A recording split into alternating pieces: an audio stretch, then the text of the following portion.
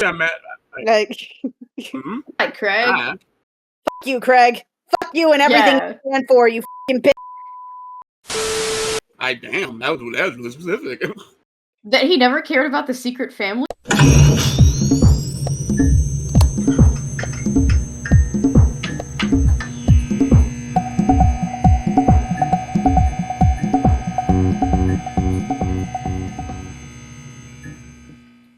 All right. So we're at it again. We're actually gonna have the raw audio just sent to Patreon, so plug there. This year for Valentine's Day, Fenny decided to volunteer. I'm just the Valentine's Day person, apparently. Yes, you were voluntold that you were the Valentine's Day person. I'm just like I just imagine now there's just a cosplay of Crimson Badger as a fucking a Cupid girl. It's just like we are going like, this is life. Yeah. You got Valentine's Day, I got Halloween, and Maurice got a rock. I got a rock. Hey, it's a big rock. Yes. Multiple references. That's what we do here on this channel. Yeah. So much like last time we did this recording, we're actually going to be drawing from the prompt that we got. Last time it was Mermaid. This time we're going to be doing a Valentine's Day. Valentine's Day. Yeah, we are live, raw, and uncut. So actually, this was from Tumblr. This prompt list was actually initially from Tumblr. You have been warned. Yes, as the Tumblr states, this was actually a writing prompt initially for Wattpad apparently. But basically, the idea is that you have these lines, and they're really particularly romantic lines, and they're like fluff romance, I believe is what the prompt. Yeah, it's a fluff prompt. I had another one where it was like a sexy prompt, but I was like, it doesn't really seem applicable or monetizable. Nothing we do is monetizable. We should have just shuffled it into RB After Dark. Yeah, that's true. Do a stream at night. Making smutty drawings at night. Oh my god, I'm mistaking my tablet pen for my coffee spoon at night. That's so real. Oh, for real though. Oh, that's so real. So in this case, we all picked at least 2 quotes, and we put that initially it was going to be in as one piece, like we had talked about. Because I'm horrible at comics, but everybody else seems to have like a better structural understanding. At least one of us should. We are RBComics. In his fucking name. Yeah. I am indeed the master of the splash page. So we chose these prompts and we decided to make our pieces out of them. We all picked 2 and we worked on that, and now you're going to be listening to us talk about it. So who wants to go first? I think I usually end up going first on these things. Except I really don't know where the fuck my poodle is. Dee is AWOL. I've been waiting since 1933. Dee, we haven't been doing the show that long. So this is a scene between my 2 characters from Cinesenshi. One of them is, Keiko, who's a main character all throughout the first season, and the second one is a character named Mordelia, who will show up in the, second season when we get there eventually, someday. You guys may remember that Keiko is the horror heroine and Mordelia is the fantasy heroine, though she definitely leans more Lovecraftian, because while, some of this, like Lovecraft stuff is from, like, more sci-fi leaning, from multiple planets and things, but it's also interdimensional, so I feel like that is just as much fantasy as it is sci-fi. So, like, I decided to kind of make her, like, effectively a Lovecraftian wizard, or warlock if you play D&D. So she has powers that she gets from like multiple sea gods that really want to drown the world. They want her to drown the world so they can take it over. And they just sort of whisper in the back of her mind constantly, like, hey, you know, it'd be great if you drown the world. Like, do it. Do it, do it, do it. And she's like, but I really like my friends and, like, Thin Mint Girl Scout cookies. And that's what stands between, you know, the world drowning and not. The ultimate power of the Girl Scout cookie. Right. I'm gonna come up with, like, you know, a stand-in name for it, like the fucking Martian Manhunter Oreo fiasco. I just imagine like Thin Mints. You could be like Fat Leaves. Skinny Minties. Skinny Minties. I like Skinny Minties. Skinny Minties sounds funny. Skinny Minties sounds like it would be part of like that low-fat craze that was really big. The diet cookie. Yeah. Yeah, where it was like, oh, it's low, it's no fat, it's like fat-free and like 100 calories. Damn, the way she's fucking, you know, cut though, she probably does eat diet cookie. It's like one of the sexiest women I continue to draw. Oh, one thing I do appreciate for his image so far is that, like, with the way you render the shading and the lighting, it kind of reminds me of the artwork of Richard Portman. He worked on the UK's Heavy Mail magazine. Ooh. Oh, that's sick. Yeah, he wrote the story. I think it's called Den, right? I don't know if you ever watched the Heavy Mail movie. Yeah. Unfortunately, I watched it with my parents. Oh no. Boy. So yeah. That artist is apparently he's a really talented artist in the 70s and 80s. And if you ever seen his art style, the rendering and the shading reminds me of this very three-dimensional thing that is usually really hard to emulate and such. It is really, really interesting that you say so, because I was also kind of leaning into like more of the like Archie, you know, 1950s like romance comics, but I ended up kind of just doing a weird fusion between that and like the more like 3D lighting, because I kind of leaned into some of the darkest shadows still being black, but like with the amount of detail that I still wanted to put on Mordelia, like I didn't think I could adequately do it with just like a build-up pencil. So yeah, it ended up just kind of being like a weird, you know, mix of the two. Also, if I like stuck with the actual like true 1950s look, like you wouldn't have been able to see Keiko's like lower body in the water, and I wanted to try to emphasize. That's true. I wanted to try to emphasize that this started off in the shallows, and then by the end of the comic, they're just fucking huge. I think my two favorite panels is probably the first and second one, because like the way, and mostly it has to do with Keiko, but it also has to do with that facial expression. Like that, oh, I'm about to get monstrous on this ass right now. And I love the magic effect you have going under her skin as her hair is like kind of getting wispier and wispier, turning into, I think it's called the fluke of the squid. I think that might be the case, but yeah, it just sort of sweeps upward into this conical gel chitin kind of material. And then, you know, obviously, like, her skin turns red. I also really like in the first image that in the first panel, how she looks, like her hair, the expression. Also, the quotes that you decided to use was, "You drive me mad.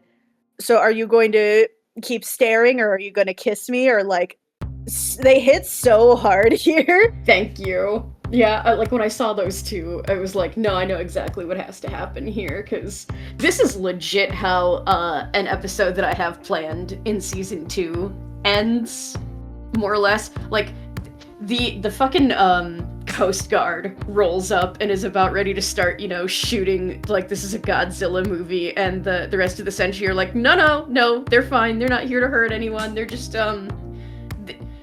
they can't quite get a big enough room And then that's also when, like, another couple ends up hooking up. I wouldn't say unexpectedly. Like, my plan is to, definitely drop hints that it is a distinct possibility throughout the series, but, like, this is definitely the clincher for that other couple, too. Yeah. So, it's a good hookup episode. It's like, what are we gonna get? We're gonna get monster fuckers and we're gonna get magical fuckers. Yes, exactly. Preferably both. Yeah. But yeah, I think one of my favorite, actually my two favorite things about this are the expression that Keiko has in the third panel, and also kind of the way that the light hits the water in the first panel. I'm really proud of that. That's it.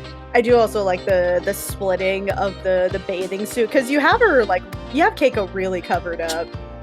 It's like cloth, in like the 1920s cloth bathing suit. It's like a variation on the Wednesday Addams like swimsuit that she has in Addams Family Values.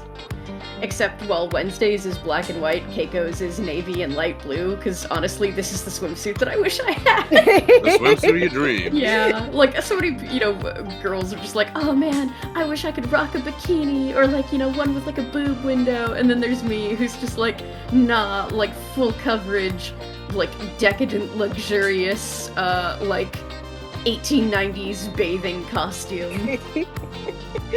I like that. I love that a lot. And then on the other hand, you ever in like a bathing suit just like starts fading away? Yeah, just getting torn up, because obviously it has to have the first tear at the boobs. Like, in all honesty, as big as Mordelia's are, I think proportionally speaking, Keiko is the most boobalicious of the Senshi. Like Sylvia's are pretty big too, but like Sylvia has and like my most favorite to draw. Yeah. Sylvia a true hourglass, and part of that was because I just thought it would be really funny if the most conventionally attractive of the Senshi was potentially Arrow Ace. I'm not 100% sure if she's gonna end up being Arrow yet, but she's definitely Ace. Yeah. And she has the particular flavor of autism where social cues are not easily picked up upon, so she basically has to study the way that people act and like replicate it to be able to like completely understand like why people do and say the things that they do, which is why Keiko is sometimes kind of an enigma, because she'll say things sarcastically in the most deadpan voice, where it's just hard for Sylvia to then be like, okay, clearly she did not actually mean the thing that she said. Or she'll do, Keiko will do this thing at work that she does in like the first episode too, where she will pretend to be super helpful to an incredibly like rude or entitled customer, but she ends up just like taking them for a fucking ride. Like, episode 1, this woman with 2 kids rolls up and is just kind of an asshole when Keiko is like talking to, one of her kids. She's like, don't my children. So Keiko's like, okay, now you're all gonna suffer, more or less. And the mom's like, we're looking for a talking animal movie, and Keiko's like, oh, you should look at Watership Down. It's a movie about bunnies just trying to find a new home. Oh no, that's not wrong. Right. Try the mom or God. with social skill like that. I mean, you got fake you make it, huh? Yeah, really. Yeah, it sounds like my early 20s. I also love that you decided to go like as movie monster as possible with the onomatopoeia. But yeah, just like. Yeah, it's very like late era Bronze Age, the way the word bubbles are like very rendered like that. So where it's like semi 3-dimensional. Like the warping too. Yeah, I tried, and I tried to color coordinate them too, so that it was easier for you to just be like, oh yes, red is Keiko, green is Mordelia. So who wants to go next? I guess. Well, speaking of obscure references. Right? I'll go next. Voluntold. Yeah.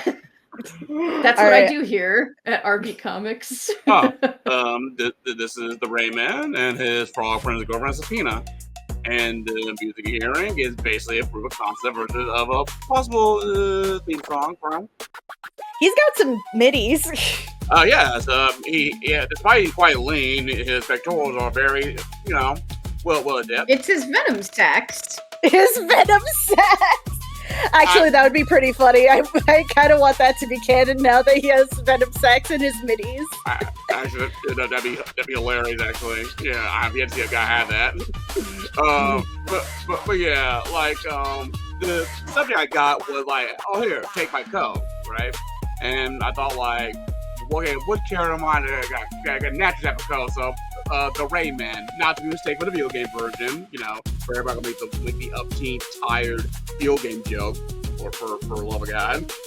But yeah, and such, and just him like giving his only girlfriend who was able to survive his toxic touch and such. Safina, who is toxic love. He's giving her some toxic love, all right. Yeah, so, and pretty much he's like the only immune one because, like, oh yeah, poison dart frog, so, yeah, so of course you'll, like, survive, toxic shit, so, yeah. And also, like, let's play a little game with the color scheme, because I went for a limited color palette. Do you know what show I'm referencing with this limited color palette style?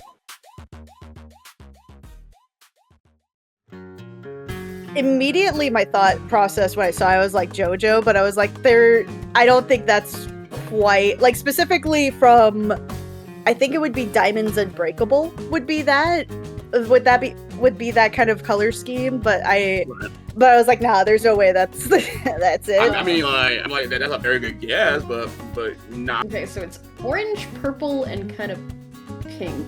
I don't know. Can I have like a hint? Okay, I'll give you two. One is a recent-ish anime. Okay. And such. And 3, it is known for its very trendy theme song. Is this Ursa Yatsura? No, not that trendy. God damn it. Shit. You're trendy. There's a lot right now. I mean, there is, but I'm also trying to think of like what this. Alright, if I had to narrow down the genre a little bit, it is a shonen anime. I'm just kind of swinging in the dark here. It's not Dandadan, is it? Correct! Oh shit! Okay. Oh shit! Sure. Oh, is this a reference towards the first opening? Yes. And oh my god. No, I see it. Yeah, like another thing about this that like I said like, which is the most romantic ass anime I could use for the color scheme? Canada, perfect. So, yeah. There you go. For probably one of the most toxic couples that we got. Damn, and yeah, right. and like, you mean figuratively or literally? So anyway, okay, so anyway, I showed Dan and Dan because I thought like, I'm in a mood for a limited color palette with some style to it, and I went through Pinterest and I'm like, Dan and Dan, perfect. So, and I had to pick two colors, right? Like, I would have picked like any other character's color palette in the opening, right? Well, of course, I had to pick Okaroon and Momo's. But for one good reason only, because I feel like the color will connect better because Rayman is in all blues, Safina's in all pinks and greens. So I thought like, but I know that Momo got one blue in the middle of this. So I thought like, ooh, okay. Like Rayman is wearing a blue jacket over his blue color scheme, and he passes along to the very like hot color Safina. So it can mesh well organically in the finished image. It really works too, because like when you look at these colors, or at least when I look at these colors, they do yell tree frog at me. Like they're the sort of like bright, immediately noticeable colors that nature throws out there to be like, hey, this shit's poisonous, don't eat it. Yeah, but why look so colorful flavored? Why does it look like fruit snack gummy? God, famous last word to a predator. Also, I just realized this is the first time you've really shown Rayman's face, because usually his face. Yeah, like 99.9% of it will be completely covered. Oh, I was gonna say, you know what though? Like anyone who knows anything about Rayman is gonna fuck with Rayman. Like, Oh yeah. I'm ace as hell, but I'd risk it. You know, like, Damn. like.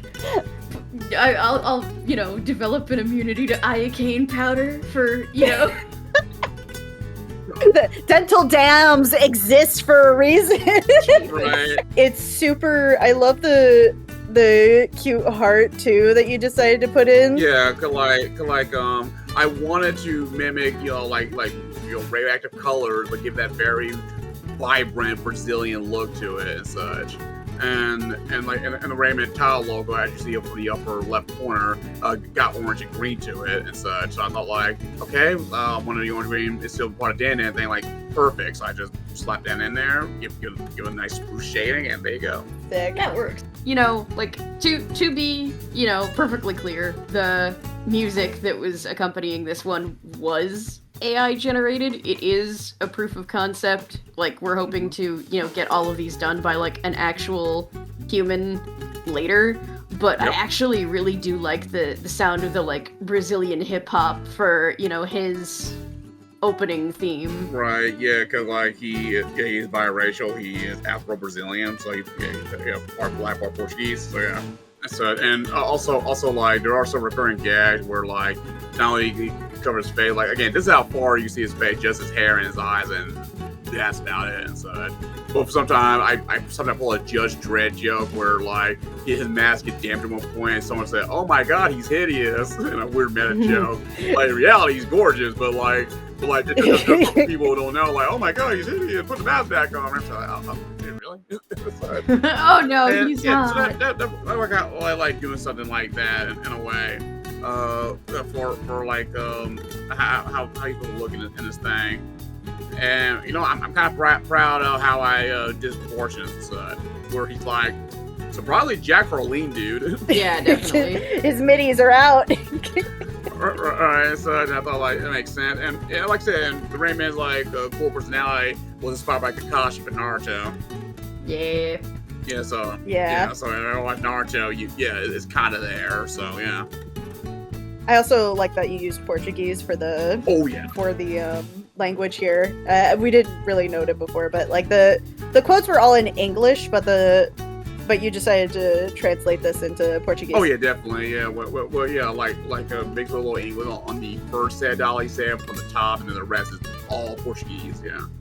Yeah, so this is the title of the image. Like here, take my coat, but it's all in Portuguese. Yeah. So I thought, I want to be special. You, speaking of special, you didn't decide to do one piece with both dialogues. Oh, yeah. You decided to do two different ones with two different dialogues, and I was like, dude, we talked about this. You know me. It's gotta be extra. Yeah. and also just get my information crossed. That too. So yeah, yeah. Cause I thought like I was going to do it separately because I was half paying attention, and then like I had to fit one image, and so like okay, time for me to do second image to kind of remind me like, oh no, you put it with one go. Crap. See me, I did it for nothing. I was like, this was your idea, right? You didn't even follow your own direction. That's our Maurice. Yeah, that's me. I just make up shit on a whim. So yeah. So Okay, so like about this though, this bit of music here is also AI generated, and will eventually be brought to human fruition later. But I also really like the way that it sounds. It's the newest character here, Georgie Gorgon's theme. Oh yeah. Go talk about Georgie Gorgon. You can tell I did credit you as co-creator. He's my boy. No. Yeah, he's also your This is my baby. He's also your baby too. Yeah, no, it's true. He is ours. You made such a hideous baby, and it's adorable. This is 100% the baby we would have had. We had talked about him being a Gorgon, And I initially prompted the idea that he was wearing like a big fluffy sweater and that he had like a pattern on his tail that looked like a sock.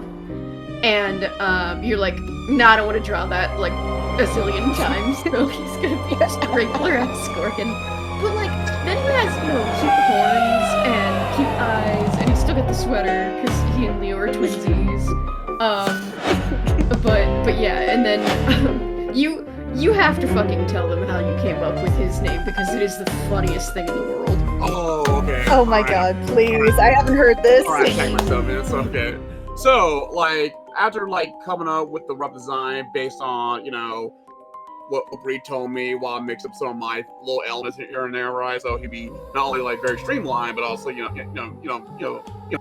have a design that is, like, really good. It takes less work on my ass. But, so anyway, out of his design, like, he started off as the basic placeholder name, Gorgon Boy and such, which I think is an oxymoron to actual Gorgons. But anyway, so we're like what I check on the name is like I was like kind of in my own head, baked off my ass. I'll leave it at that. and just like okay, I can't come now. Okay, say Gorgon Boy, Gorgon. Ain't there, Georgie? Georgie, Gorgon.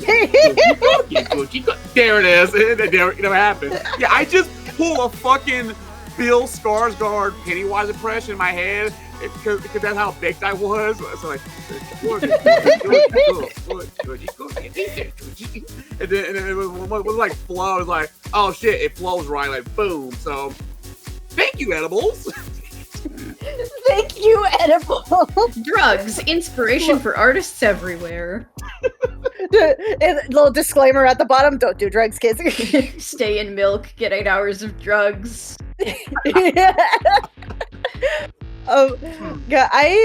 I think I didn't note this in the last one, but I do really like the.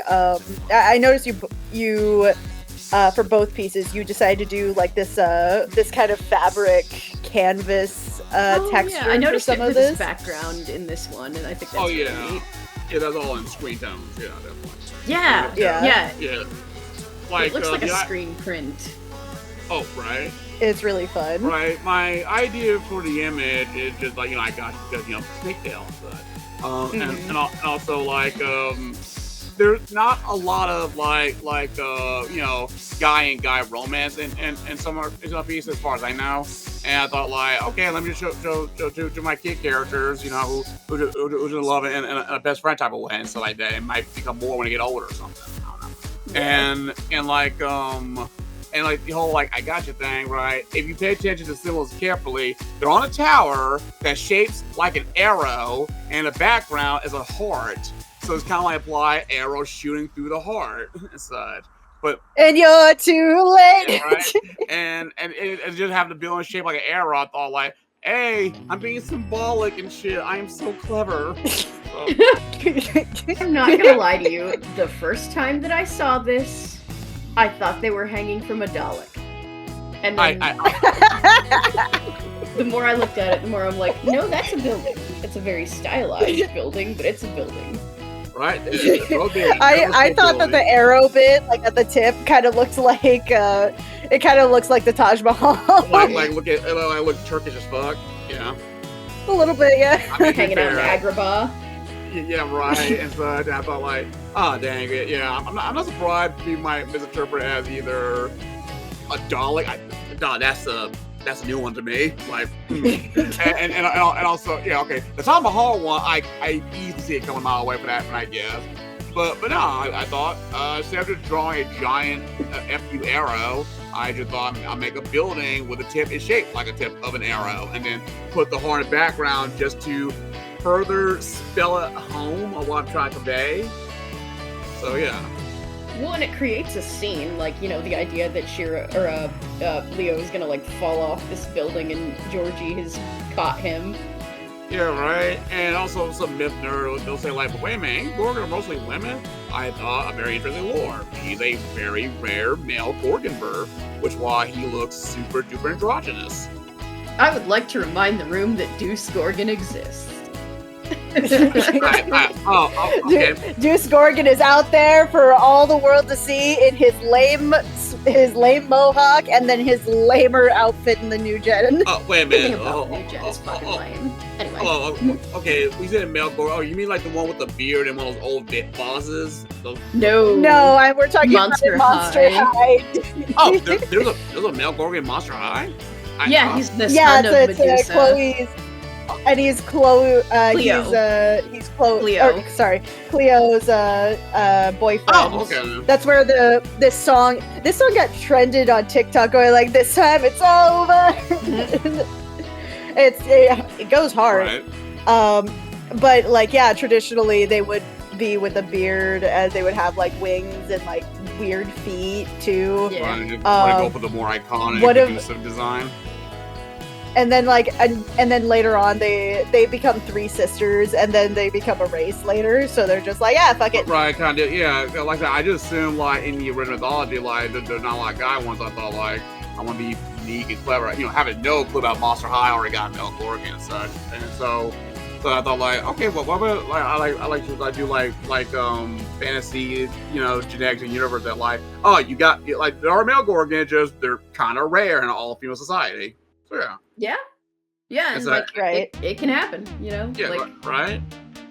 And I thought like because of that, because they're consistently female society, that's why Georgie ended up becoming, you know, again, very drawn looking, where he could be either mistake for a girl and such. But trust me, there are many cases where some people mistake him as a girl and some things. Baggy sweater doesn't exactly help, you know. Yeah. But right, it kind of like move. He could be part of the itty bitty titty committee. Yeah. Right, and like because of that, I thought I had his lore like he takes things pretty personally. You mistake him for a girl and such, or you know, assume such, because like he tried to act very cool, like trying to act like he's all peak of masculinity and shit. But people said like, right. They said, oh wow, look at that nice pretty girl, and it just said, son of a bitch. So, like I want to petrify him so bad right now. I think that Georgie and Leo like bring out the best in each other already. Like they're so well balanced already, because like, you know, Georgie, for all of his, you know, Nightmare on Elm Street, I make you afraid, it makes me more powerful skills is kind of lame in a fair, you know, air quotes, fair fight, you know, just punching.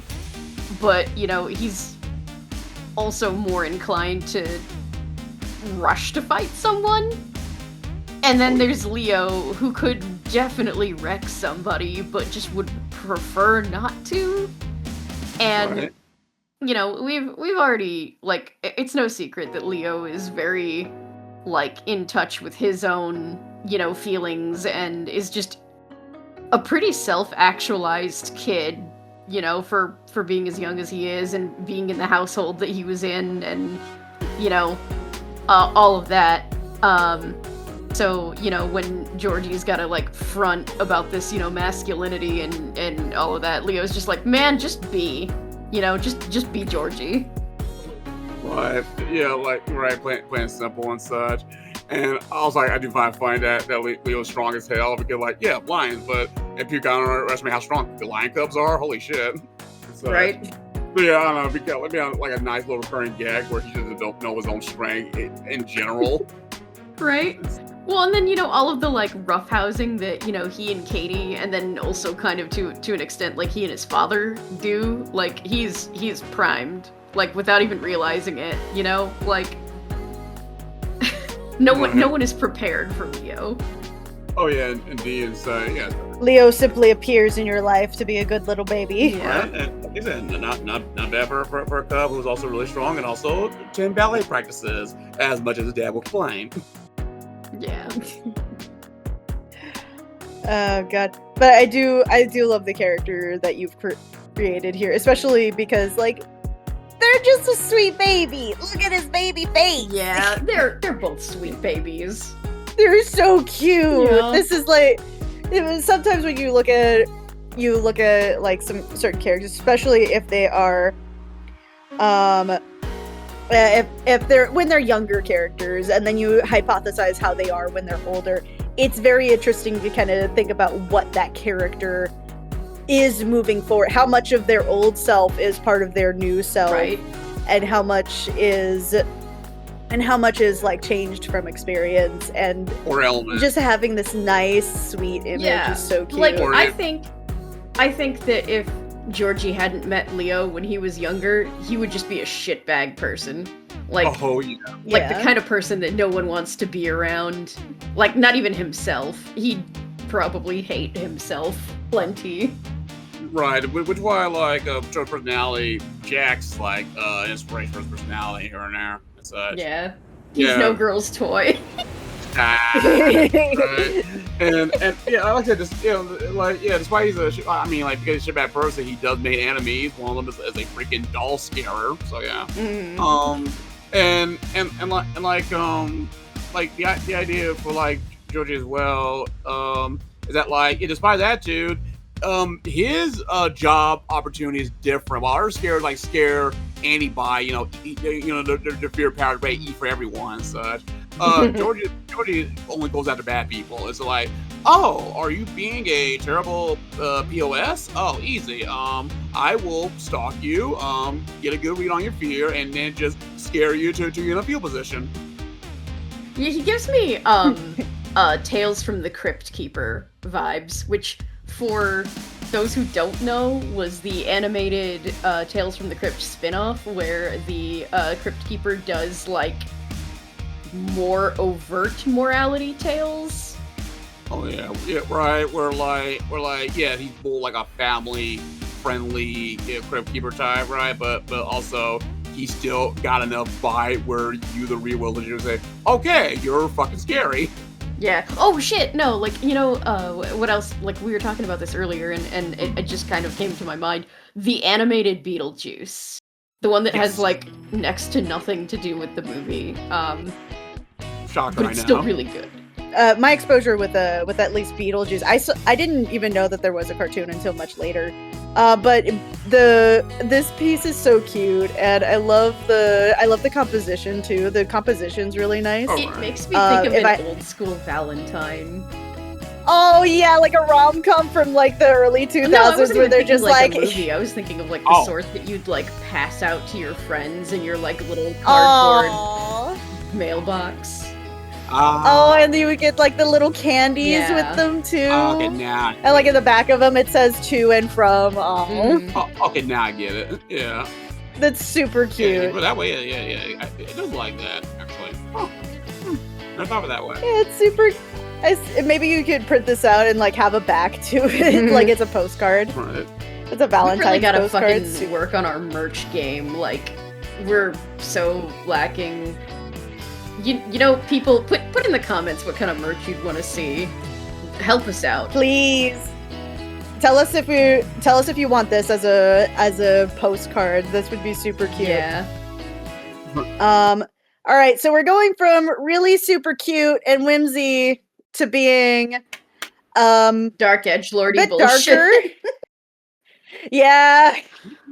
So, little context for this. I had to re-record some of it because, unfortunately, I thought, oh, I could do this on my iPad because I'll be traveling a lot, so it'll be fine. It'll be great. Goes halfway through the third. I'm not even shitting you.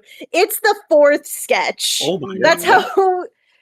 So the way I do it is I do the thumbnail sketches in my sketchbook.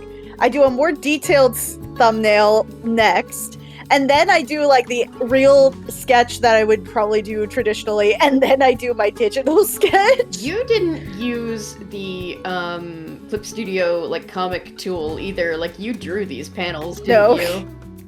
Yeah, I can't figure that thing out. Whenever I try to draw with it, it's for whatever reason it magnets over to the edge of the panel every time, and I'm like, no, I'm not dealing with that. Wait, seriously? Well, the thing is, it happened. You know how to fix that? That's I not that hard. I just don't want to deal with it, so I just did it tediously, I guess. I'm but- the master at tedium. You're the master at not tedium, to be honest. You're because like technically my way of doing it is very tedious. I do the panels by hand, and then I do the bars by hand. And like also again, this is the 4th sketch, and then after that, then I get into the lighting, or then I get into the actual light art. And also fun fact, I spent entirely too long trying to figure out how to do comics, because my comic structure, I shit you not, RB sent me like 4 videos on it. And then I did approximately 18 hours of studying comic book layouts. God damn. And then I realized it was already Saturday, close to the deadline that we set for ourselves. I'm like, oh shit! I'm just like, just do it. Yeah, I'm not an expert at comic books and stuff, and I think I barely read how-tos on making comics. I just read a crap ton of manga and Western comic books and such, and just like, okay, I can see the formula, and just did the thing and such, and like, oh, I can do it too. It's like you just gotta like remember how people's eyes are going to, especially reading from left to right, like most Western comic books, and just like use distinct colors and all that stuff just to tell the story without words. Like, if you imagine tell a story without the use of word bubbles, you're doing a good job and such. And right, like, here's the thing, right? I am very uncomfortable with the comic layout. Like, the first time I ever did a comic, and you still roast me to this day about this, it was not 10, not 15, it was, in fact, 38 panels long. On one page? On one page. Yeah, what the spaghetti monsters? Fuck? Yeah, because like, I first saw it, I heard like, are you insane? Like, I'm like, this is, like, most comic creators don't do that unless they either did it as a joke. You were dead ass. So that's what my brain was. Yeah. To be fair, I was 15. I was 15. So, thought process wise, we've been playing with this with my own character, Miranda, and then this villain character, Tres. He is a telepath. He is a mind control. His powers got mind control, and he doesn't really use it all that often. But one of his major stories that we just kind of came up with them is the fact that she was in a undercover situation, got found out, and he was like, this is useful, and also you're a really good companion, so I need to take control of this situation now. So ironically, you put me down as like the Valentine's Day person. My favorite genre of romance is monster fuckery and also dark romances. You don't say. The more fucked up it is, the better it is for me. Welcome to Tumblr, where all this fucked up shit lives.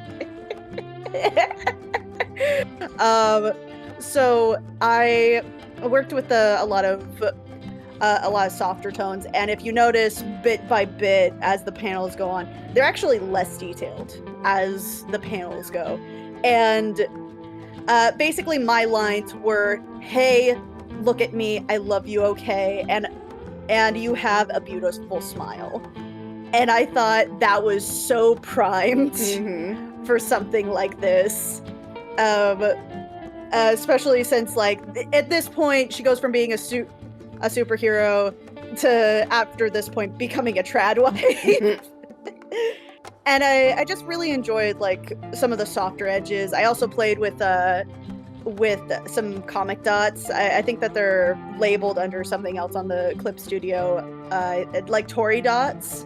I played with a lot of things. I played with color. I played with a lot of softer, more painterly techniques with the brushes. I think if I had to say the hardest part was just trying trying to like think of how much detail should be in there and how much of it should be stylized, and I think I succeeded at least in some way, shape, or form. Definitely. I like the first thing that jumps out to me about this whole like procession is how much heavy lifting the lighting is doing. Because there's, you know, not only the like aurora boreal tones in the sky, but then there's also the same kind of tones in like the little, you know, prism mindfuckery like illusions around them in their eyes, like in the void where, you know, Tress's eyes are, you know, like emphasized, and like it's a very ethereal, like dark fantasy looking color palette. So like all of that, you know, being mirrored in each other is really cool. Yeah, I actually was really tempted to not keep those crystals around because I thought that they looked a little out of place, but then I was thinking back to Sailor Moon Crystal. Yeah. I was like, if they can fuck with it. Yeah, well, and that's the funny thing too, is that the like, you know, mind touch, you know, crystals to me looked very, very anime. Like very, you know, shoujo, like Sailor Moon is definitely the first one that jumps to mind, but also Madoka. just, yeah. Madoka shows up in your head. Okay. And, like, just this personification of, you know, different kinds of feelings being thrown around hazily is definitely, like, coming through with the prisms. I like, thank you for that. Also, I should probably point out, Merde is definitely like a newer character. She's definitely, she is a hot mess, but she specifically has two things that are really important to her. One, she doesn't really know what her species is, and two, while she is very tortured about her powers are basically empathy towards touch, and that she can't really see like people. She sees like the emotional spectrum, similar to, I think the last time we talked about it, it was like it was Geordie LaForge's visor. Yeah. Right. And how like he sees, and that's kind of how she sees. So that's the only way that he can actually affect her in that way, that he has to physically touch her. Yeah. So it almost feels like a further violation. So yeah, and Bone Boy, she is quite hot, who happened to be dressed like a mess. I think she's the character that you have, like, sharpened and honed the most. Like, you do a lot of drawings of her, and I think it really feels like you are constantly refining her, like, design and backstory and all of that to a degree where I think she's probably your favorite. I don't know if I would say she's my favorite. I think she is my character. Yeah.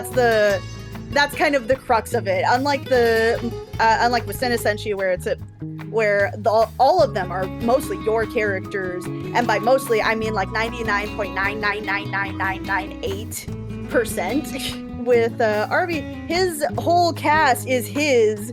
This is one of mine. This is my only one. I don't think that's true. Like, Ranko and, like, I thought you had a fair amount to do with, A fair amount, yes. Yeah, But there's a difference between being involved and having one that's yours. Okay, fair. Yeah, exactly. Yeah, 'cause like Ranko, Dr. Z, 100% all me. Alyssa just basically elevates them. So. Okay. For me, the only reason why is because it's an old writing trick I had when I was doing fan fiction. It was that I would have a self-insert, and that's how the story would be, so I can figure out these characters. I can go like, okay, what are these characters? She has definitely evolved past me in so many different ways. Right. Especially, also speaking of there's some character, I'll say like one thing about Bree's credit is that she further elevate Katie Lyon's character by putting a lot of herself in her. So, Yeah. Oh yeah. Yeah, to the point that I got like some people mistaking Brea as a queer of Kay. You know, like, nope, Kay's on me. Brea just made her more awesome. Well, and then there are definitely some things that, like, I don't know anything about that you know, wanted her to have, you know, kept consistently. Like, I don't read She-Hulk, but Katie Lyon does. Like, Katie Lyon's a bigger Marvel fan than me.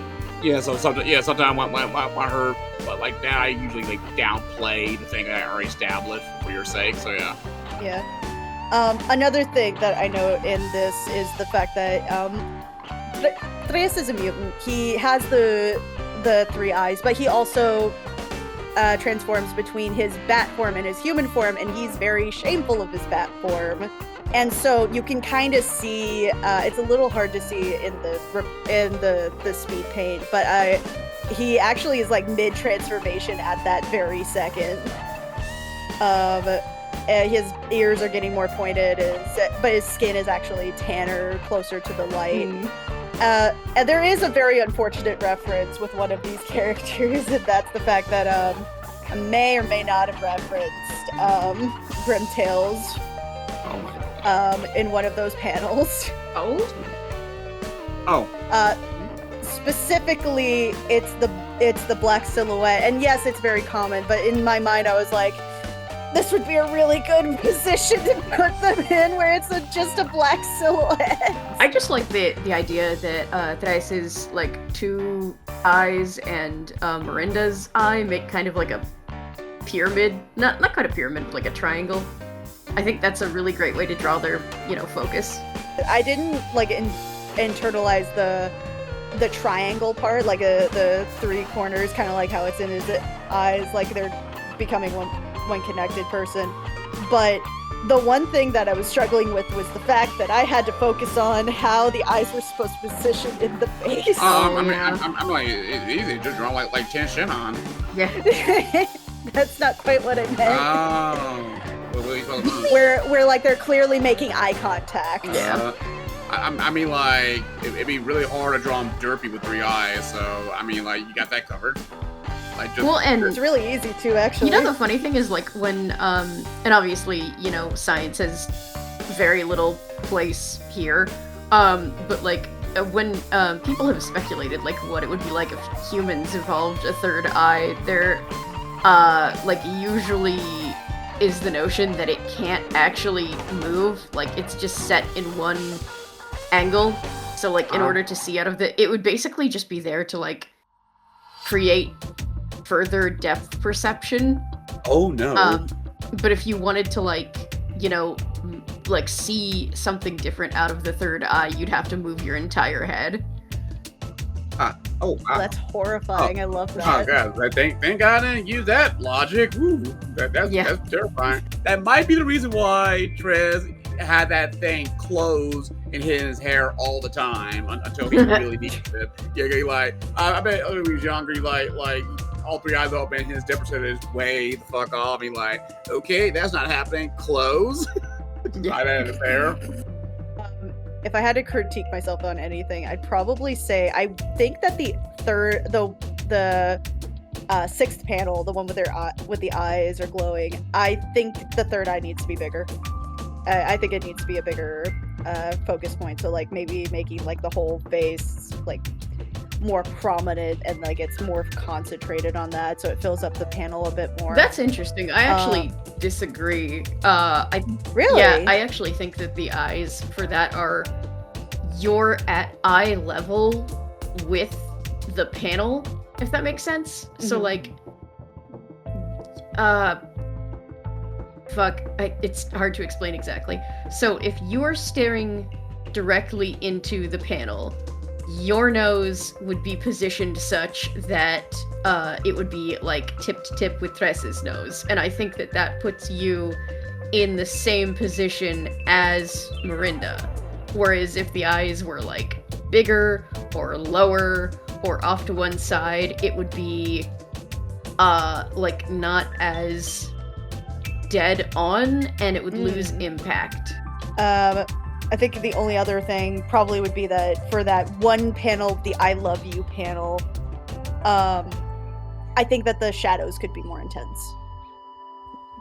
Like, just having, like, more shadows, like, in the forehead and under the hair and whatnot, but that's about it. See, that's also I'm sorry, like, I know I keep, like, shut up, it's great! No, but... Shut up and take the compliment! Like, I think there's a really great... Considering the light and shadow that you use throughout the rest of this is pretty soft, this is a really good balance of, like, where the light is hitting the most harshly, and the rest of it being, recessed. Like, I think the only problem that I see with it is that it is kind of unclear as to where the light is coming from. Like, I think it's from the side, but it could also kind of be from the bottom, the way that it's... So, like, just decide where your light is going, maybe a little bit better, but it's also pretty ambient, so I don't think it is a problem. Yeah. Like, I don't think anyone actually picks up a comic and is like, well, actually, scientifically, the light would... Like, it's a fucking three-eyed psychic bat.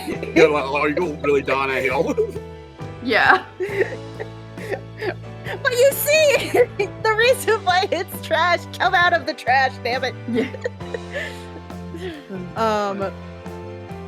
But yeah, like, I'm pretty proud of this piece, especially considering that when it comes to comics, I think that two of my biggest weaknesses is comics and mechanics. Like, mechanical shit is... Like, no, like metal.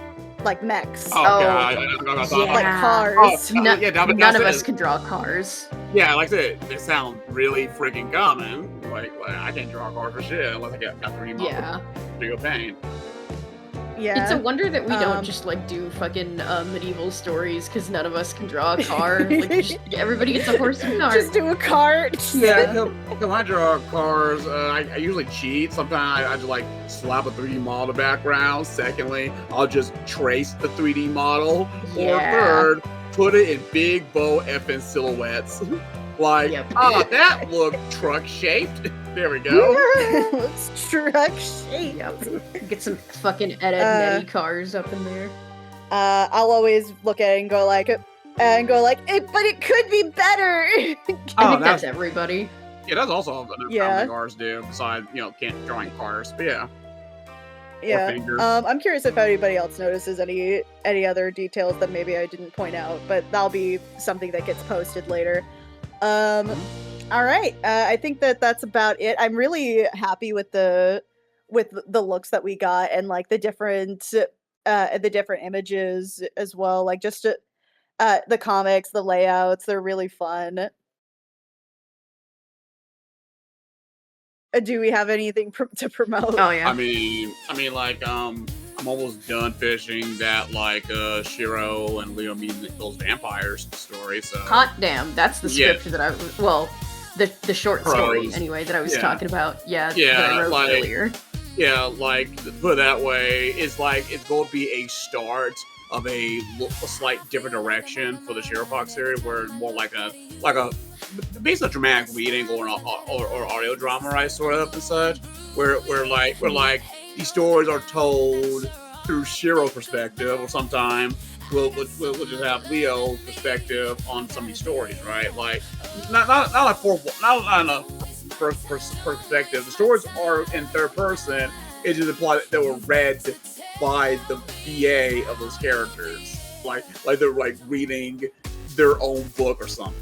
Like, I thought kind of like a fun little silly meta thing. Yeah, and Rogelis has done some really cool like illustrations to go along with it, so it is kind of a nice little cozy story time kind of deal. Yeah, I think it'll turn out well. Yeah, I'm really excited for when that shows up. And then if you're listening to this, you'll be listening to this completely uncut on Patreon, as well as the Patreon Discord. And also I believe that the pieces aren't put out yet.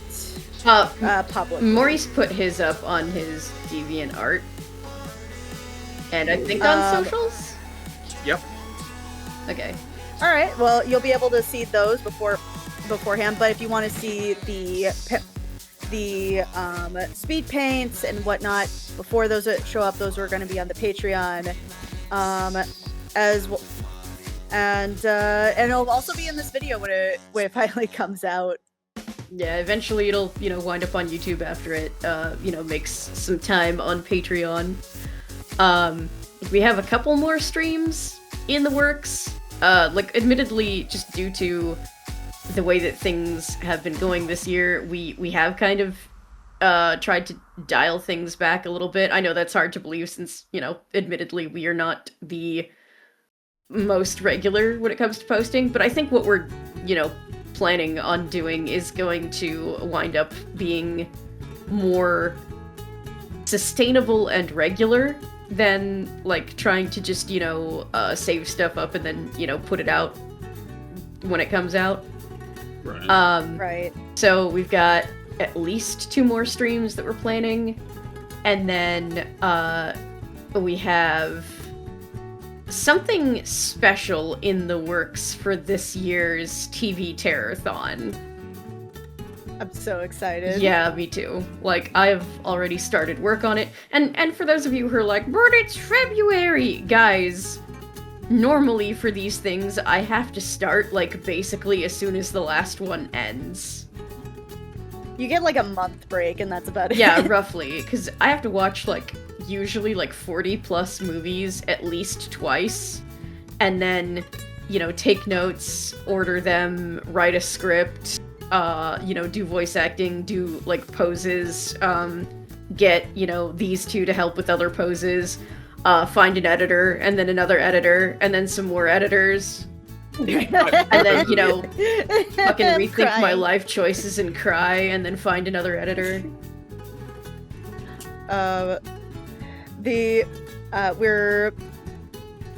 We're going to have a fun year. We're hoping for a much more productive year, and if you want to also support us, again, we have Patreon, but you can also follow us on socials, comment, and subscribe on YouTube. We have Twitters, we have Blue Skies, we have Instagrams. As soon as I get my access back for Instagram. Oh God. One more thing. For those of you guys who have kind of missed the stupid team, stay tuned. They're coming back. Oh yeah. Well, yeah, definitely. Totally. Eventually.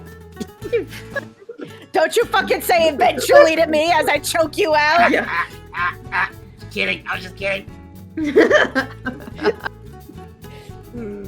I worked hard on that script. Fuck you, the one we recorded for was mine. I had that shit written back. I meant the other one. Oh, okay.